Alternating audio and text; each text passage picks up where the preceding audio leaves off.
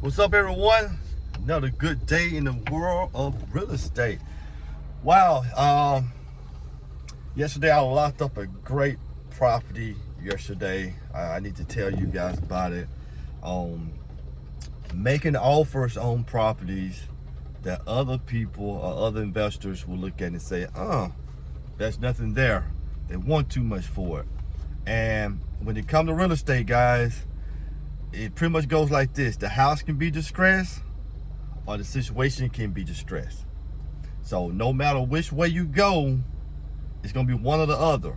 Or sometimes it's both. Sometimes it's both. So yesterday I was able to lock up a property and pretty much brought them down $70,000 on this house.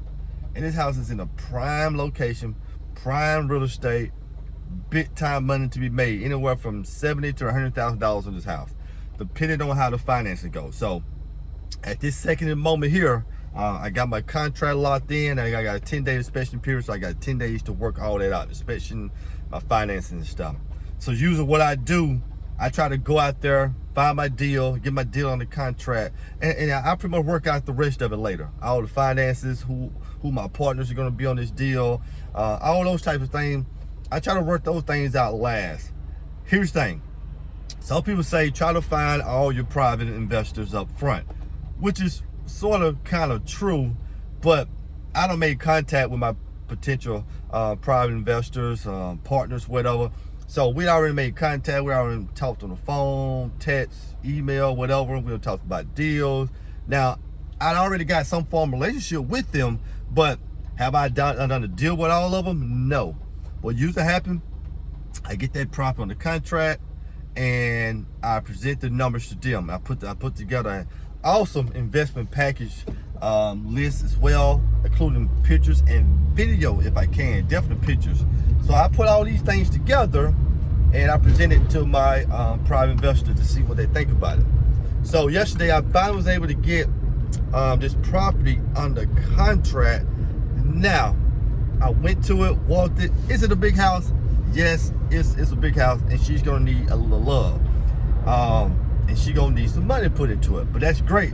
But I think I done made some money on the buy.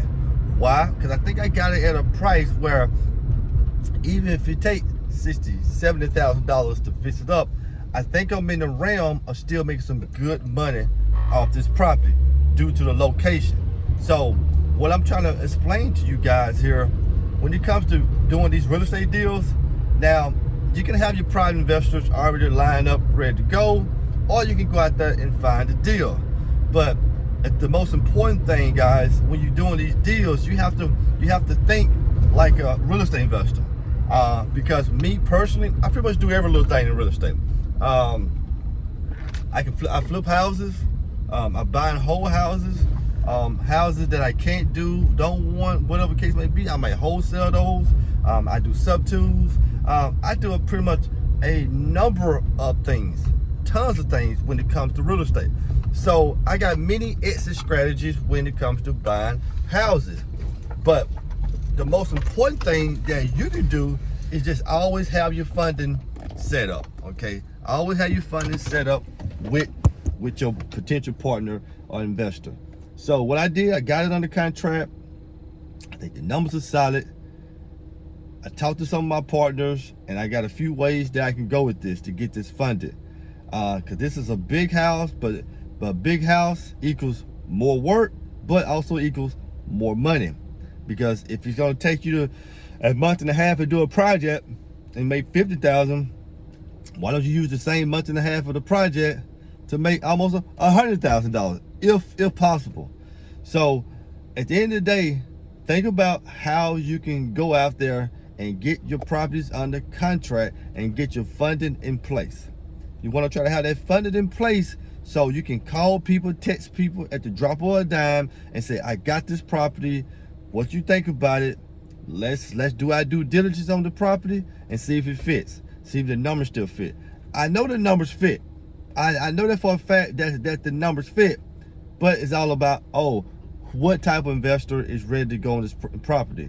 Because flipping houses is not easy, guys. It's not an easy task. It takes a lot of work. It takes a lot of mental bandwidth to put together scopes of work, agreements with people, all those types of things. So it takes a lot of that type of work to get these projects off the ground.